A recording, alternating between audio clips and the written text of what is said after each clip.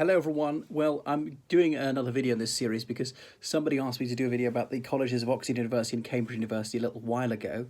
So anyway, Cambridge, like Oxford, is a collegiate system, as to say, as though the university is the federation and the colleges are effectively the states of that federation. So there are 1 in 30 colleges in Cambridge University. Cambridge University was founded in some form in 1209. AD. That's because the St Scholastica's Day riot in Oxford at Swindlestock Tavern at Carfax in Oxford, that crossroads in the middle of Oxford, there was some altercation in an ale house about the price or taste of the beverages served there, and this led to a violent conflagration which spread throughout the city and left 50 undergraduates and dons dead. A don is a professor or a lecturer in either Cambridge or Oxford, and only in Cambridge or Oxford. Nowhere else in the United Kingdom does don mean that. I know in the United States it's different, like a mafia don, or in the Hispanophone world, don means something altogether different. But anyway, Oxonians fled into the countryside because of the aggro between town and ground. Oxonians being people who are part of Oxford University, either as dons or undergraduates. But the king completely restored order and totally took the side of the university. But anyway, some Oxonians weren't reassured even with the royal soldiers there to provide for their security, and they moved east to a swamp called Cambridge. So the fens of eastern England. So East Anglia is quite a low-lying area, and much of it was marshy land, was drained over the centuries. And they bypassed Northampton, where there was briefly a university in the Middle Ages. Northampton's equidistant from Oxford and Cambridge. Anyway, there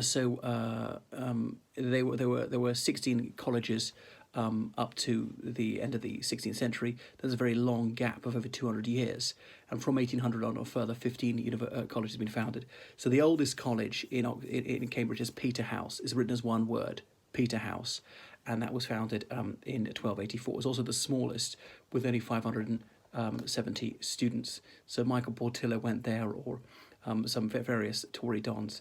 In the 70s, people called it Pufter House. That was a disparaging word for a homosexual, suggesting a lot of the undergraduates were gay. So the newest one is Robinson College, Cambridge, founded in 1977. Famous alumnus would be Sir Nick Clegg, who was knighted for giving us Brexit. Yes! And no, he was leader of the Liberal Democrats. He vociferously campaigned for Remain and really torpedoed it for his side. So going through some of the colleges, they've all got their own coat of arms, they've all got their scarf. So Christ's has got a version of the Royal Coat of Arms, Christ's College, founded in 1505. So a very old one, and it's got about 700 students.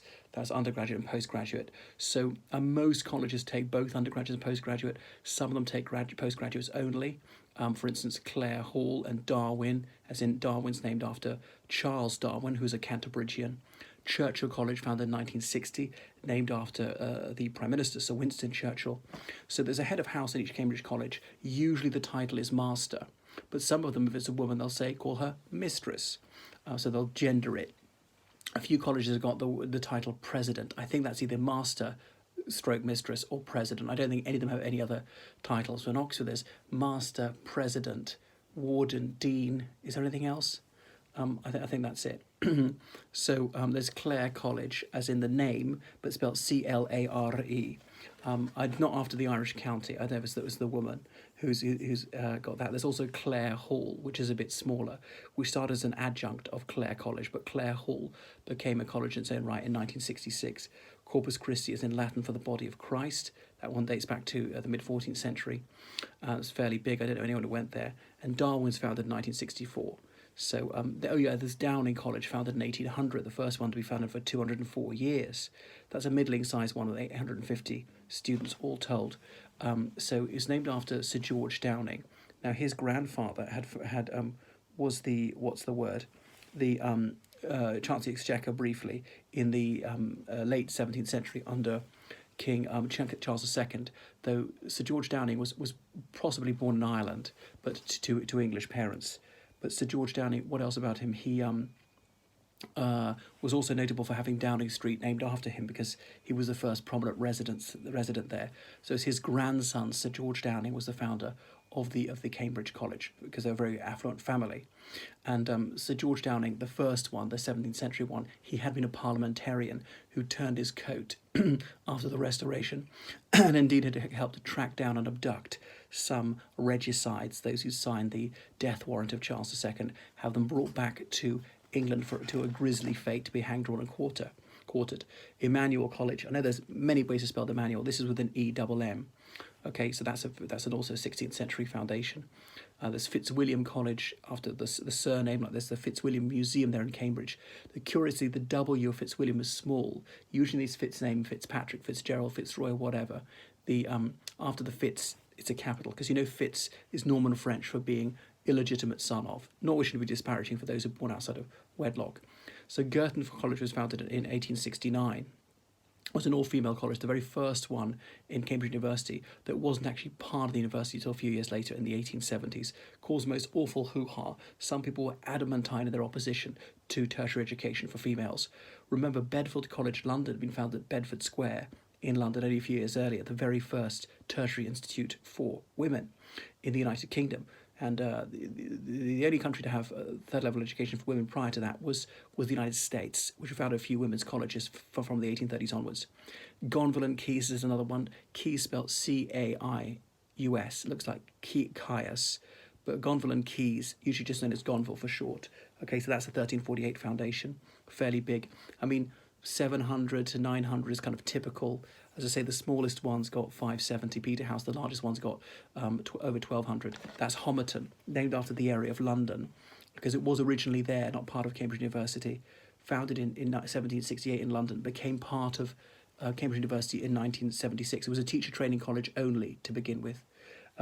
So there's Hughes Hall, it's another one. There's Jesus College, Cambridge. There are a number of names which are common to both Oxford and Cambridge universities. Jesus, Corpus Christi, Trinity, Magdalen, Pembroke. I think that's the five. Okay, there's Lucy Cavendish, named after a member of the noble family, as in her father, her brother, her nephew, and so on. They all had the title Duke of Devonshire. So that was founded in 1965 because she was a renowned educationalist in the late 19th century. So that was all female to not so long ago. Magdalen College, then it's spelled like the Oxford Magdalen, they got an E on the end. So it spells like Magdalene, right? That was founded in 1428, so one of the, an old one but very small one, only about 580 undergraduates. Murray Edwards, which was all female, which is called New Hall until about 10 years ago. Then I think it's got the name Murray Edwards after the woman who was the first president of it, and then someone, an old girl at the college who donated millions of pounds to it. So still fairly small.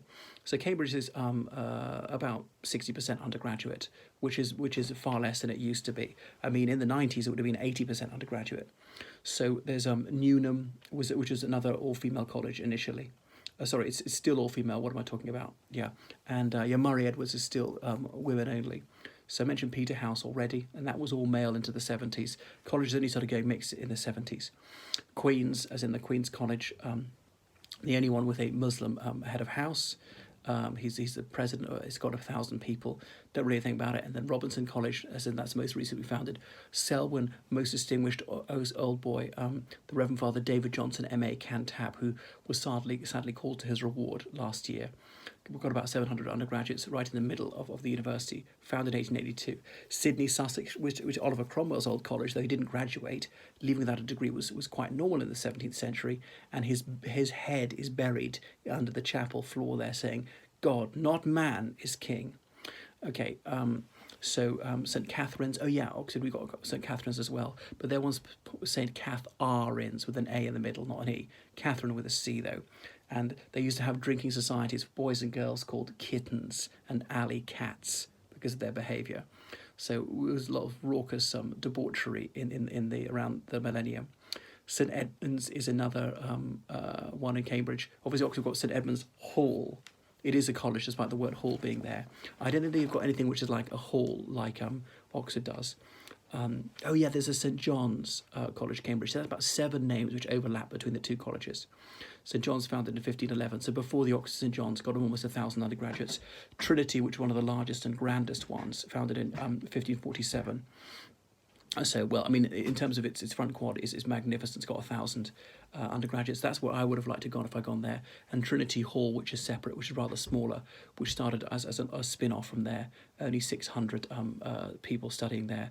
Wolfson, founded in 1965, because the businessman who was a huge educational donor, named after that Mr. Wilson. I forgot to mention King's College, Cambridge. How could I forget that? Founded in 1441 by King Henry VI, who'd founded Eton the year before. He was 20 when he founded King's College, Cambridge. He'd be a King's Scholar of Eton, and if you kept your nose clean, then you could go on to King's College, Cambridge, do a few years there, and then hello, kids, author Dave. You were guaranteed to be a teacher at Eton if you wanted to, be a priest, obviously a Catholic priest first of all. Later on, they had Anglican priests in the 16th century, and it was for only Etonians until about the 1870s, when standards slipped and they allowing people from any school in there, and now virtually no Etonians go there. So it's a magnificent college, and its coat of arms is almost the same as that of Eton. They're all called a Kingsman, someone who's a graduate of it. So that's enough about these colleges. Okay, toodaloo.